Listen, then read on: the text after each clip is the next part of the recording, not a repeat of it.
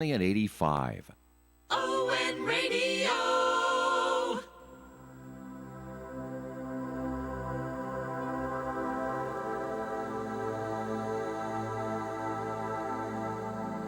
Welcome to Behind the Paranormal with Paul and Ben Eno. Aside from me, are there other surviving witnesses to the Bridgeport poltergeist case of 1974? How many kinds of paranormal parasites are there? How old is the human race? Hello and welcome to Behind the Paranormal with Paul and Ben Eno. This is our 1100th edition, or 1100 and 1101st? I don't know, 1001st. 1001st. See, now we get a little lesson in grammar. Good for all of us. Behind the Paranormal with Paul and Ben Eno, coming to you from WOON AM and FM radio here in Woonsocket, Rhode Island, on the Paranormal Radio app from TalkStream Live, on YouTube and via TuneIn.com. I'm Ben, and that was Paul, and today, this is the first show of our 16th year, and we bring you open lines to try and answer some of your questions on all sorts of paranormal subjects. Yeah, a little math. I'm always going round and round with people about this. How old were you, Ben, when you turned 1 year old? How long did it take you to get from birth to 1 year? 1 year. Yes. Okay. So people ask, well, wouldn't this be your 15th year? No, when you reach your 15th anniversary, you start your 16th year. I guess that makes sense. People gripe about that. So. I know. Well, mostly mom. well, that was only when less said about her age, the better, and mine. But in any case, so let us begin with something rather historic for me that happened yesterday, and that's that for the first time in almost 49 years, I met up with one of the other surviving eyewitnesses of the Bridgeport poltergeist case of 1974, which we've talked about many times on the show, and I've written about several places. That was a retired police officer, Joseph Tomek, and he happened to be in Uxbridge, Mass., which is right in our listening area. And so we got together. Ben and I did an interview with him for another purpose other than this show, and we had a great visit. Joe told the story of actually interacting with the parasites, or one of them, when he went into a room. Everybody else was out of the house at this point. He went into the master bedroom, and he thought this whole thing was a put-on. The people are trying to fool the police and everybody else. And he went into the master bedroom, and he said, okay, if you're here, do something. And there was a game board with little figures on it next to the bed, and they all started to dance. He said that pretty much sold them on the stuff he'd already seen. TVs moving, refrigerator floating. Cross getting thrown across the room. Yep, exactly. And hitting a policeman who refused to come back into the house after. Oh, yeah. Not that I Officer remember Lawson. that. Yeah. So in any case, all our best to Joe on Father's Day and to everyone else. It was really a great, wonderful experience to see him. Hope we'll get together again. He lives in Florida, but it was really great yesterday. I know. Yeah, that was a chance meeting. Didn't expect to see him. Ben had never met him before. No, and it just kind of came out of nowhere. It was kind of spur of the moment. Yeah, you gave me a call on Friday, and we're like, hey, what are you doing tomorrow morning? And then there was Joe on the other line, like, hey, and I was like, oh, okay. Yeah. Because he said he was going to come up later on in the year, like in the winter. Yeah, somewhere in New England. Yeah, no, it was a surprise. Only a few miles from where we live. Oh yeah. Yeah. Yeah, so, not too far. Yep. Joe is 84 and going strong. So God bless him. I know it looks great. Yeah. So. But also, happy Father's Day to you, Dad. Oh, thank you, Ben. As it is Father's Day, and you are my father, so happy Father's Day. Well, thank you very much. We'll go out later and hit a hot dog high spot. That's all you wanted. That's we asked fine. what you wanted. You're like, I just want a Can I hot get dog. my hot dog? Okay. When in doubt, get a hot Okay. dog. So here is a question from Kolya related to that same Bridgeport case. And Kolya writes to us. What did the bird-like parasites' faces look like? Did they have beaks, or did they look like grays, or what? And also, why don't you use the video feed for YouTube? The answer to Okay. that is, I don't know. For the second part, Well, I know. my dad knows, so he right. can answer that. Well, we'll answer the second one first. The video feed is the copyright property of the studio here. So, but it's eminently available.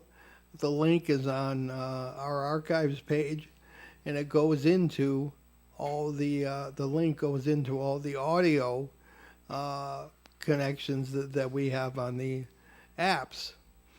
So, in other words, if you go into any of the apps, you should see a link to the. And if you use our show app, there's a link to the video. So it is available, but yeah, I mean, it would be great to put it on YouTube, but we respect the copyright ownership of ON Radio here. So you just go to the site, and there it is. So that's the answer to that. As far as parasites are concerned, in the Bridgeport case, it was really quite a shock for me because at that point, I was 21 years old, studying for the priesthood. And the priests who were there, and Ed and Lorraine Warren, who were with me, or I was with them, were saying that these were demons.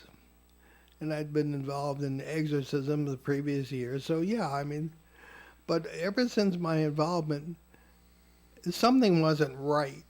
I just got the impression that the old ideas weren't good enough.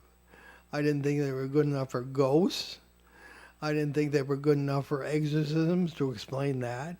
And I didn't think it was good enough in the Bridgeport house. But what was the alternative? And, you know, like I'm 21 years old, you know, like they're going to listen to me. So on the Monday night of the case, that was the day after I first met Joe Tomek, who was one of the police officers sent to the house who saw all kinds of stuff themselves. I was alone not alone, but in the house with the family. And these things attacked. I've talked about this in umpteen times. There were the kitchen filled with almost like a smoky substance. And Ben and I have a lecture program on time storms, a term coined by the great British researcher Jenny Randall. And this cloud-like electrical stuff seems to be present when there are disruptions in time and space. And I believe some years later, I came to the conclusion that these things we call demons are actually interworld parasites. And that's the process by which they act. And it was a kind of a time storm in that kitchen. 4 semi-translucent figures came out of that kitchen. And I'd gotten the impression the day before that there were 4 entities involved in this case. So they come out of the kitchen. One of them came and stood right in front of me. I knew it was trying to get at the little girl.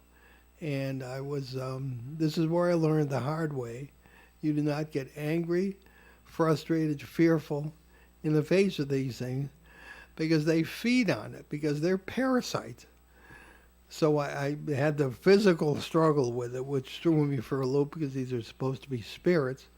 It got around me and threw Marcy across the room. I could not see a face. The bird-like structure, I sort of deduced from the feel. The thing had a physical body, or at least one that you know, I could push against. And I felt a bone structure that to me, being a student of philosophy and theology rather than anatomy, seemed very bird-like. And many years later, I found out that the ancient peoples, particularly the Babylonians, were convinced that demons or whatever they conceived of these things were bird-like. And maybe that's the reason. Maybe they had similar experiences 8,000 and 10,000 years ago. So, but I did not see the faces, whether they had beaks or whatever. And there are many trickster spirits and gods that are recognized by indigenous peoples, and they will actually wear the masks. Particularly, I saw that in the Yukon by some of the native peoples, First Nations, would wear the bird-like masks. But I did not really see their face. You could just see these. I refer to them as gauzy structures. They're kind of this off-white, and you could see right through them. So that's not a very satisfying answer. But Ben, any comment on? No, I mean, I think it's I get where the question comes from, because it does seem a little, I don't want to say misleading, it's not really the right word, but depending on the frame of mind in which you're listening, it's like, well, I mean, he said there's a bird-like structure, so there should be more to it. But it's I ain't kiss it if that's what you. I would hope not. No. But I get the where the question comes from. Yeah. It's a good question, but very good. But I think really the more important thing is that, it was the feeling of it, not much the seeing of it. You know what I mean? Yes. That's kind of the important part. Yeah. So thank you, Collier. Shall we move on? We shall move on. Indeed. So we have a question from Christopher, who writes to us via YouTube, leaving a comment. And it's a little bit of a long one, but we'll hop right into it. So Christopher writes, "This will no doubt be a polarizing question for some, but Paul, considering that you were studying for the priesthood and were raised in the Catholic Christian faith, what is your view on the whole story around Jesus of Nazareth as far as the ultimate and unique claims put forth by Orthodoxy? In other words, the central premise of the Christian faith is not only was Jesus executed by the Roman authorities, but he was also raised from the dead in a manner that allowed him to suddenly appear to people, say, in a locked room.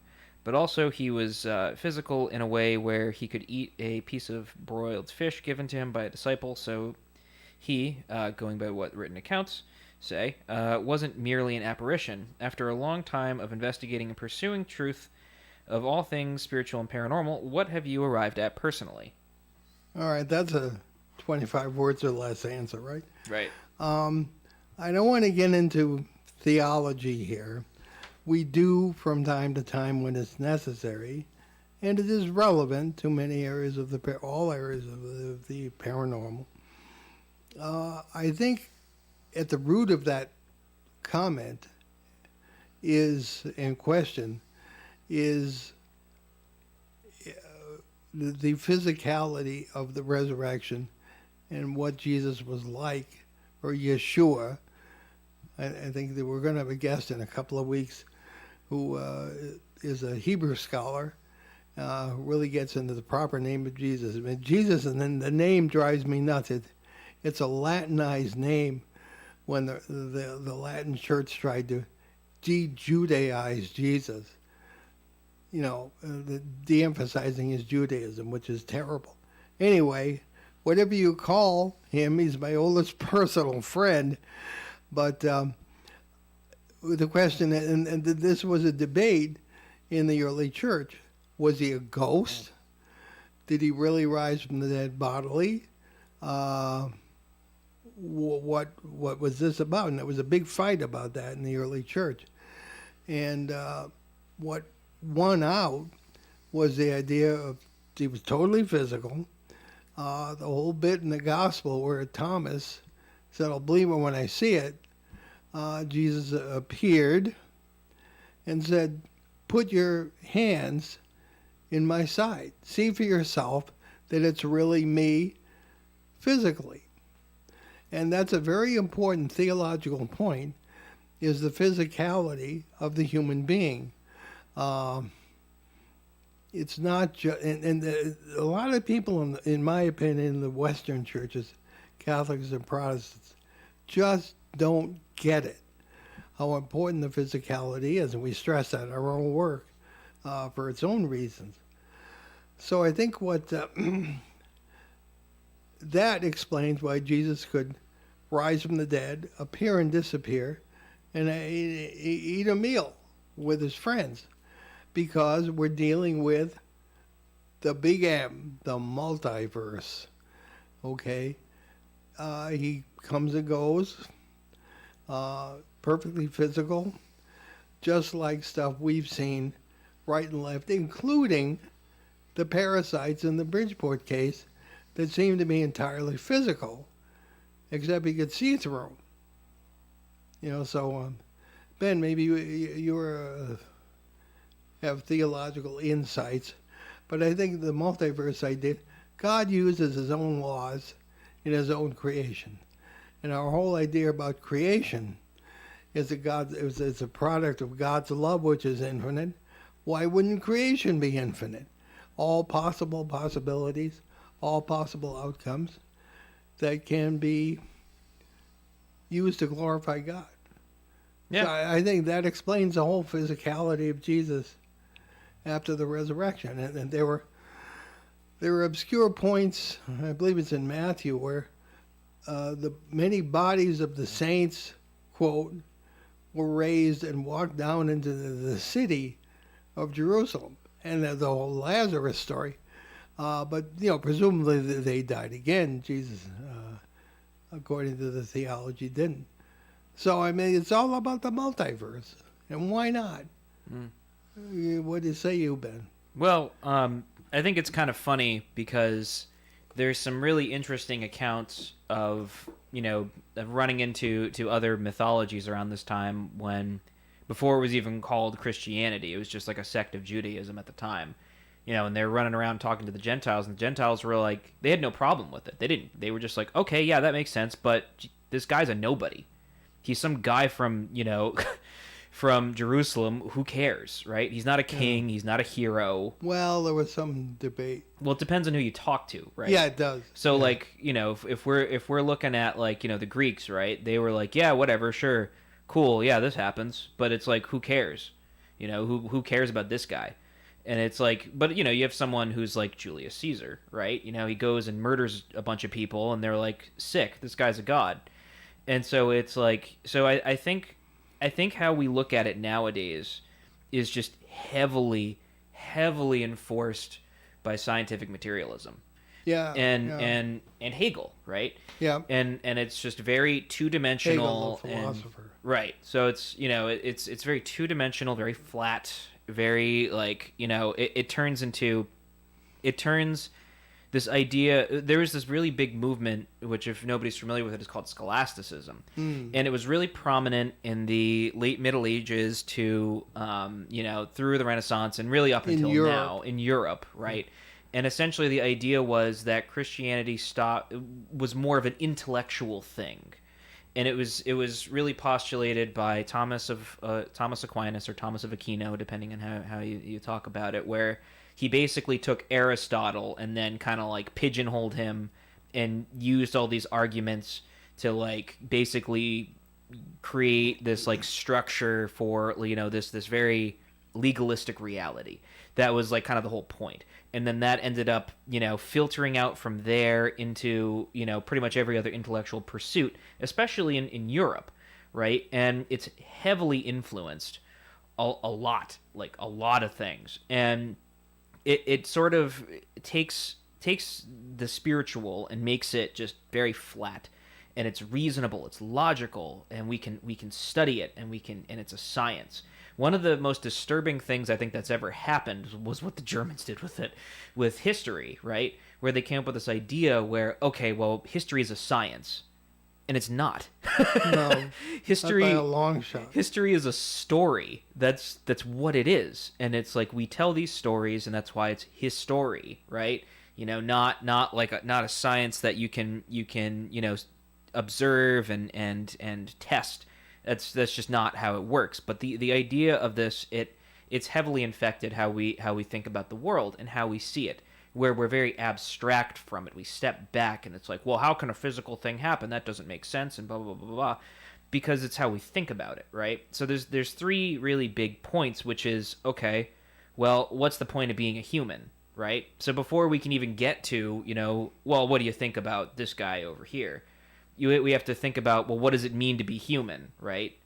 What's the whole point? And so from a quote-unquote traditional point of view, the idea is that, we were created to participate in creation with God.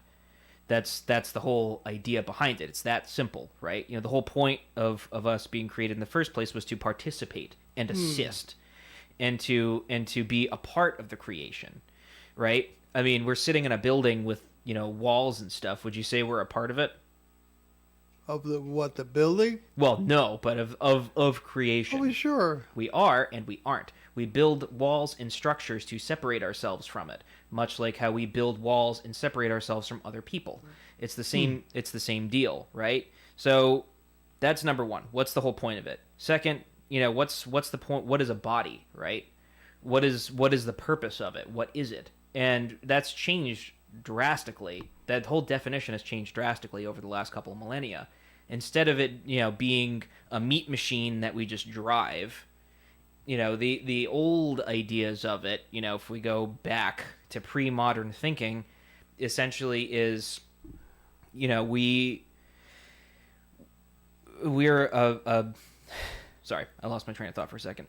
We are a nexus of powers and potentialities, which, we gain powers, we lose powers. It's not necessarily limited to physical or spiritual. The border between the two is just, it's fluid, right? It's that idea of Charles Taylor, but the porous self, where, where we delineate ourselves and the world is very fluid. And so it's the same idea, but in sort of a spiritual sense, because it's, we're a nexus of powers and potentialities, and I'll give you examples, right?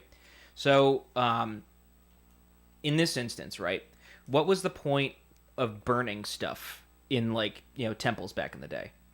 What was the point of it? Well, for one thing, the smoke would arise, and they thought God was in the sky. Right. But what was the point of burning it at all? What was the point of offering food?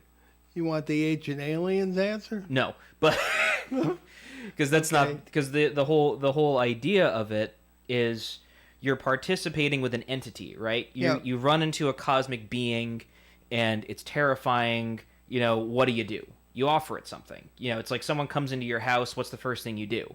You offer them something to drink, something to eat, whatever. Yeah. Right. So it's the same. It's the same deal. That's right. But the way that these things exist, right? Whether it's parasites, whatever you want to call it, they exist in a different dimension than we do, but somehow they can interact with us. And it's the same deal because, just like we don't know what it's like to be a bat, we do not know what it is like to be angel, demon, parasite, alien, whatever. So we're not really sure how it all works. But for whatever reason, burning stuff seems to do things. Because what's the point of smudging, right? What's the point of burning incense? What's the point of candles?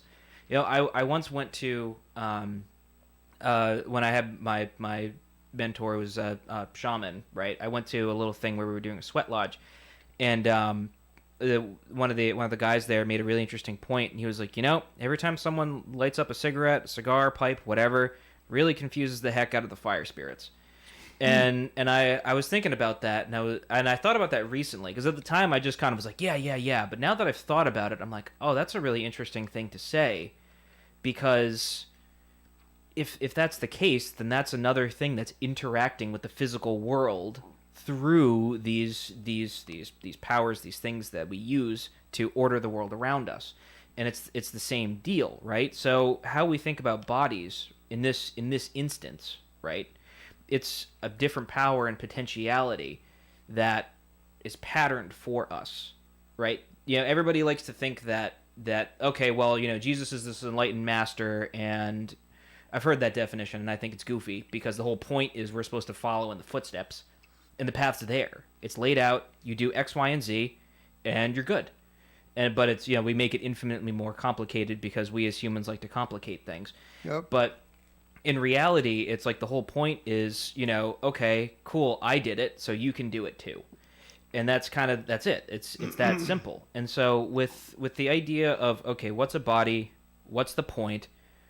Why is this guy important in the first place? And why does it matter? The reason it matters is, it's not some intellectual pursuit. It's not. So it is a multidimensional thing, in many senses of the word. Right? It's a multiversal thing. It's a multidimensional thing. It's not some. It's both incredibly simple, but also infinitely complex that we just we can't possibly understand, because the first step is understanding ourselves and where we fit into the equation. Right? Yeah. And it's like that with a lot of other spiritualities. The whole point of it is, you understand where you are in the grand scheme of things, and how you fit into the whole with everybody else.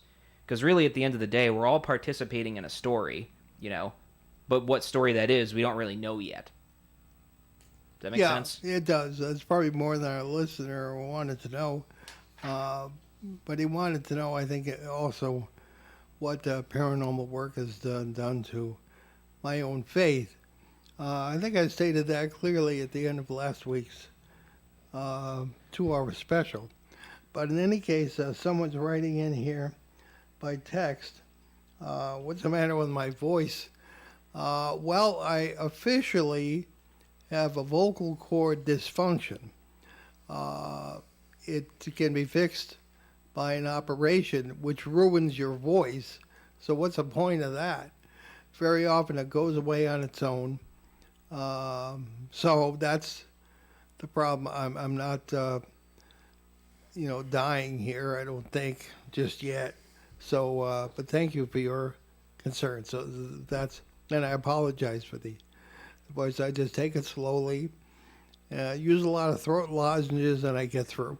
Baby so steps. who's next there, Ben? Well, I think now is about time for us to take a break. Yeah, Okay. I know. Time flies when you're having fun. Indeed. So you're listening to Behind the Paranormal with Paul and Ben Eno on our first show of our 16th year. There you go, Dad.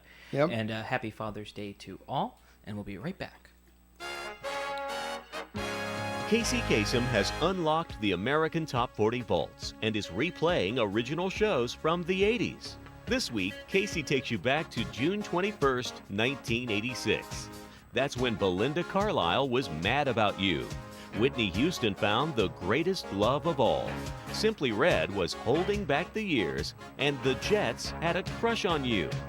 You'll hear those songs, all the top 40 hits, and the long-distance dedications from June 21st, 1986, right here on American Top 40, the 80s. You can depend on us for public service. ON Radio. Welcome back to Behind the Paranormal with Paul and Ben Eno here on WOON AM radio and FM radio. That's 1240 AM, 99.5 FM here in New England's kind of, I won't say hot, but we'll say warm Blackstone River Valley here. And we are jumping back into our open line show, our first of our 16th year. And we're going to take another follow-up question from Christopher, which is on a completely different subject, now for something completely different. And he writes to us, Paul, you mentioned that you have arrived at 9 different types of parasites. Would you mind elaborating on that, please? Oh, sure. Well, I have here and there, but and it's spelled out in my last book, Dancing Past the Graveyard. But we'll go through all of them here. I am written down to make sure I don't mix them up. We start with the top shelf, which is the wise. And I started to refer to them as the wise, not because they're wise in any sense of wisdom, but they're very, very wise in the ways of their own people, shall I say. I think these are not demons. They fill the bill and they deserve the label, but they are multiversal creatures who feed on our energy and the energy of other things going on in other parallel worlds. We've in a number of cases run into, and I have before Ben joined me, running into, particularly in Vermont, a case where something was going on in a parallel world that was feeding the parasite, and it would come into our world across what a physicist would call the membrane, in order to get more to eat.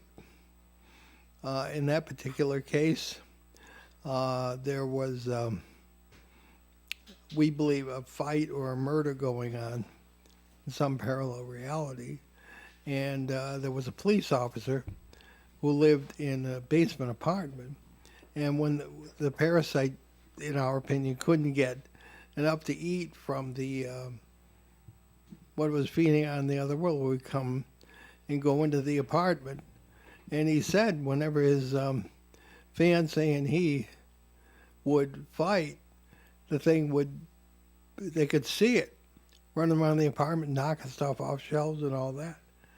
The last member of the Wise that I dealt with, I believe, was in 1998, and that was here in Rhode Island. And this one had its victim, its host, convinced that it was a lover from a former life. The woman was writing love poems to it, and you wouldn't believe this stuff. But I saw it for what it was, and we dealt with it accordingly. So that's the Wise. There are also the Elders. They also seem to have great knowledge and experience in the ways of their own kind, and they can be found working together. The Wise, I've found, tend to work alone. The Elders tend to be leaders among their own kind, because various kinds of parasites will sometimes be seen working together, some dominating others. There are the farmers. These seem to work quietly in groups of 4 to 8, and they will literally farm a family for the energy food value for sometimes generations. I ran into that in San Diego, where there was a case with a family of Italian extraction, and they all not only had attachments that went back 3 and 4 generations, but the women in the family were highly psychic. Not that there's necessarily a connection, but I've often found people who practice mediumistic practices will very often have attachments of this kind. Then there are the pack hunters, highly aggressive, highly provocative, stirring things up so they can push your buttons in order to eat. They work in groups of up to 6. I had a really amazing case with them. It was a crazier poltergeist situation than the Bridgeport house. And this was 1979 in New Haven, Connecticut. So they're very good mimics, the pack hunters. You might hear someone you love very much in their own voice calling you a nitwit or something worse. And very often they can use that sort of technique. There are the rogues as well. These are loners, and they have some of the tendencies, excuse me, of pack hunters.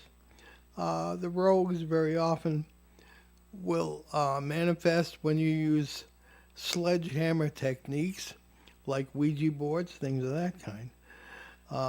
I suspected that the exorcism case I talked about many times and that I wrote about in Dancing Past the Graveyard was actually a rogue in the Barbara case of 1973.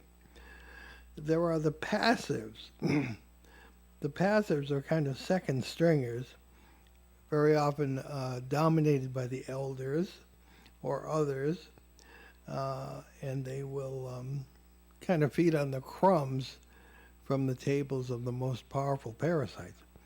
There are the lost, and this is a really fascinating tendency among parasites, particularly the lost, is that the longer they spend attached to a human host, or in our world, or presumably any other, the more they tend to forget that their own origins I'm thinking particularly of the Bell Witch case in Tennessee, 1817 to 1821, which I was given access to some primary sources on that.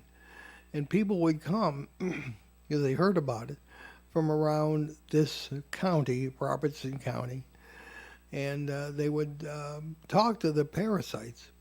And one of the things they asked was, what are you? Where did you come from? And the parasites didn't seem to remember, but they said they had Native American connections and had been in the area for centuries. So that was the Lost. Very interesting. They would also tell hilarious jokes. Go figure. There were the tricksters, well known in just about every tradition, particularly in indigenous peoples. They can play cruel jokes, pranks, and they are well known. Could be responsible for some poltergeist activity. There were the brats, kind of the bottom half. They are two-dimensional thinkers. One of the most prominent cases of a brat parasite that I dealt with was some years ago, having to do with a prominent artist in New York City. And I can't tell you the name of the artist, but this brat was attached to this person for 25 years or more, would throw the person down the stairs, all sorts of things. Very, very upsetting. And then there are the lost and frightened, of course, but the brats are the bottom shelf. So that's pretty much the rank and file of the parasites there.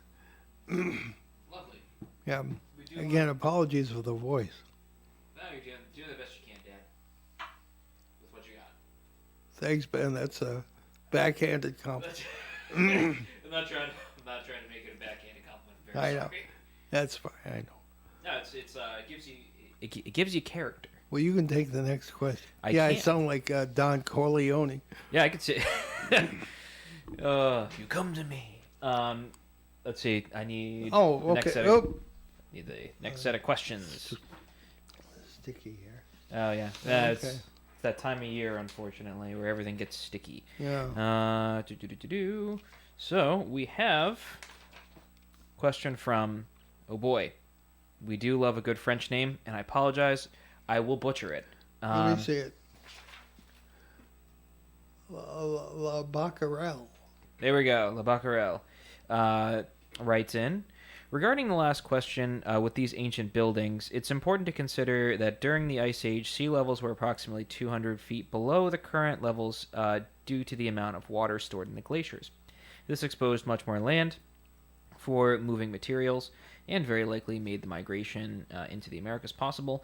It didn't quite get the location of the site I didn't quite get to the location of the site mentioned, but if it's in the southern Asian area, I'd be looking around for ancient volcanoes as a site of basalt. We don't need to bring in aliens to solve this mystery, but should definitely keep in mind that sea levels varied over time, which is true. A sudden rise in sea levels, as Graham Hancock postulated, would have given rise to the story of the Great Flood. If the sudden rise was due to a comet strike, this would have also been the source of the belief that comets were signs of impending disasters. Early man may have not been as mechanically advanced as we are, but their oral histories were phenomenal in recording their past. All right, that question referred to our last open line show when we had a caller who asked about Göbekli Tepe and another site in, I believe, it was South Asia, as the reference was, and that we would, they wanted to sort of comment on that. The point being that results of digs that archaeology really can't get around is starting to push the history of the human race farther and further and further back. So Göbekli Tepe, 10 to 12,000 years old. Apparently they had systems of communication of some kind. There were animals depicted that on columns that don't exist anymore. So this is really cool. Yeah, I mean, I think the man has some points. As far as the story of the flood is concerned, there are many accounts of that from many cultures all over the world. There are also many explanations for it that have been postulated. One is that if there was a quick shift in the poles, now as we know, the magnetic north is shifting. It's somewhere down in the Northwest Territories now. But sometimes if the Earth actually shifted its actual axis, is possible, and there are some theories that has happened. The oceans would literally kind of slosh out of their basins, wash over the continents, and then recede again. I don't know if any kind of sea rise other than that, a quick sea rise, could create a flood situation globally other than the one I just described. So, what say you, Ben? Well, I think there's a really interesting dimension to water in general. And, you know, there was a really interesting lecture I listened to forever ago that talked about the importance of water in ancient cultures. And, you know, you'd think it's some anthropological thing. Well, duh, yeah, they drink it, it's important. But no, symbolically, water stood for chaos. And there's a really interesting reason why you see in ancient documents, you know, when they mention water or they mention, you know, anything that has to do with streams or rivers and boats, right? The reason boats were important was you're treading the chaos, right? You know, you can even look at it in a sense that's like, you know, if you kind of take your life into your own hands when you go on a boat, right? Because the sea is so chaotic. But in a sense, there's this idea that the chaos of water was something way more significant, especially when it comes to these ancient flood narratives, right? The idea is that there was chaos everywhere, right? You know, even if there was, you know, we'll say there's a really important portion of ancient writings I think everybody forgets about here in the modern world, where, yeah, sure, there was a physical aspect to it, but there was also many layers to whatever people were experiencing. And so, you know, sure, yeah, there was a flood. There's evidence of it. We know that there was that. But you have to look at the other applications of it as well, right? You know, it's, sure, yeah, okay, well, you can take it and say, well, you know, they tacked on a mystical thing to it, blah, blah, blah, because they were idiots, and they didn't have science. And it's like, well, if they were idiots, they wouldn't have built civilizations. Exactly. So they wouldn't have survived at all. Right. Well, it's selective intelligence, I think, is kind of the word. You know, if Romans were idiots, they wouldn't have built buildings that last longer than our highways. Right. Right. So it's like, highways don't last long at all. No. So so I think that there's a distinct. I think that there's a blind eye that's turned to a lot of it. Especially in an anthropological sense, because we like to think we're the smartest ones. Honestly, I think we're the dumbest ones, personally speaking, because it's just like you know, you look back and it's like, you know, how did they do all of this? And you know, we're learning how, and there's really interesting ideas and stuff, and it's like, well, you know, the easy explanation is, oh, aliens did it, and it's like, that's not really fair. I think because people had less distractions, they were able to come up with really ingenuitive, you know, solutions to problems. And you know, how do we, you know, move these giant rocks to build these giant pyramids? And so then the other point is, why would they build pyramids at all? You know, what was the point of it?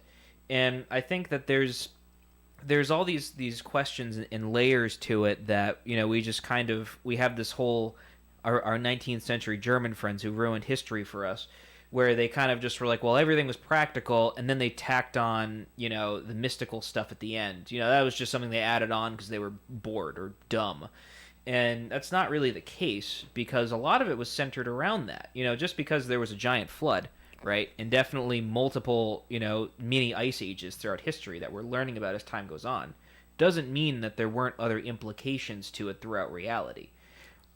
Well, there is a point that scholars and a lot of other people patently fail to appreciate, and that's that history, especially as it gets pushed further and further back, can indicate something other than just, pushing it back or ancient aliens. There's a third possibility, which is cyclical history as opposed to linear history. And the metaphor I always use is that we may have gone from stone tools to power tools as many as 4 times in this million years of empty history that the human race has had. This is indicated when we had Professor Cremo on the show a few weeks back, a few months back. He's written books about forbidden archaeology. I don't know who's forbidding it, but mainstream archaeology doesn't accept some of the more bizarre artifacts that come from a lot of areas around the world, that where you find stone quarrying tools from 500,000 years or even more that go back and they kind of look like our tools. It's very possible that advanced civilizations arose, advanced in the sense of technology, and were destroyed by wars, asteroid strikes, other natural disasters, such as the floods we've been speculating about. So I think that certainly that's something that has to be considered, that knowledge from prior quote-unquote advanced civilizations was carried over by tradition or literature in some way, so that the next civilization, which we would consider primitive, could build pyramids, move enormous stone blocks by sonic technology or whatever. I mean, if we were obliterated tomorrow and the human race survived in small numbers, there would eventually certainly be traditions carried on of us flying around in airplanes, cars, building cities, things of that kind. And I think that's a very strong possibility of how it worked. Yeah, I mean, I just saw something too, that reminded me of it. It was some mine that got discovered. I think it was a silver mine or gold mine or something. That Always watch the mines. Yeah, Interesting stuff. And it dated. They managed to figure out that might have been the one that was mentioned in like the Mines of Solomon or something. Oh yeah. I saw something pop up on like my goofy little Microsoft news feed thing, and I was like, oh, that's kind of cool. Speaking of that, because I think it's like all this stuff's been around forever, and and there's a really fun sort of different dimension to the idea of cyclical history, which is, all the stories that pretty much any civilization tells all kind of have the same tropes. Mm-hmm. And it's just, they're just repeated over and over and over again. Yeah, pretty much everywhere. Right. And the idea is that there's a universal history, quote unquote, is the name of the theory, that really all the same sort of tropes happen and they all point to the same conclusion. It's kind of interesting to think about, because it does kind of illuminate a lot of things, like like the story of King Arthur, being similar to like other sort of coming of age stories, or like some people have even said that it's kind of like a English creation story almost, or like a northern creation myth. Like Beowulf, all those things. And it's like, and it's interesting because each sort of civilization kind of has their own sort of thing that's theirs, and it's unique. It's unique. Its themes and stuff are unique to their culture, but the overall sort of tropes and continuous symbols are all very similar across the board. We point to it now and just say, well, it's everybody just thought the same things, and they're all idiots, but it's like it's not really that. It's like, the point is that the human experience isn't really, it's not. Well, the human experience is mutual, right? Yeah. Everybody kind of experiences the same stuff, whether we like to admit it or not. And it's we all try to find ways of ordering it and understanding it. If that makes sense. Yes. I'll go you one better. It's entirely possible that particularly with the panspermia theory, which holds a lot of water for a lot of cosmologists, that life spread all over to hospitable planets, even some of them are not hospitable, and that if and when we encounter civilizations out there, they may have similar traditions. They may have been an original colonizing civilization. They may have similar belief systems, particularly if the life experience on their planets was the same. There is a theory that sounds pretty wild, but it's becoming increasingly respected in some circles, that our species really originated on Mars when it was a watery planet, which obviously it was, because explorations there were found that it was, and that one of the interesting things is that when astronauts are in space, nobody's gone to Mars yet lately, but when they're in space, they go to their bodies cycle to not to a 24-hour day, but like a 25-and-a-half-hour day. Jeez.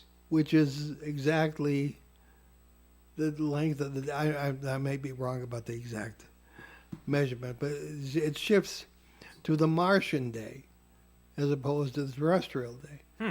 That says something. So again, as we're always saying, it's the first day of school.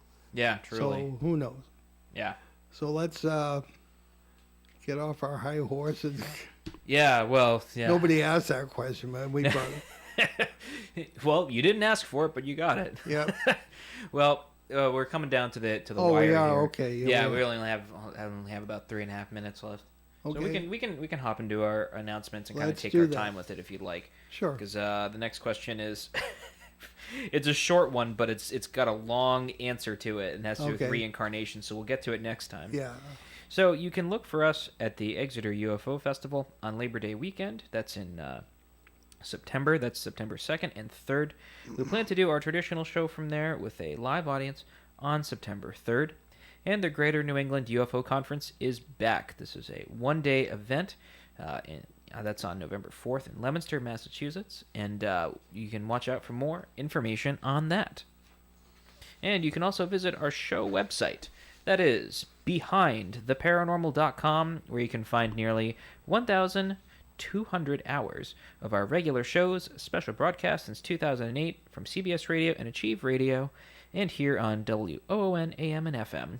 You can also hear many of these broadcasts on the major podcast platforms, including iTunes, Apple Podcasts, and YouTube, and you can find our 1,000th show there as well. Yeah, there was a 2-hour special. There is divided in the 2 audio files, the first hour and the second hour.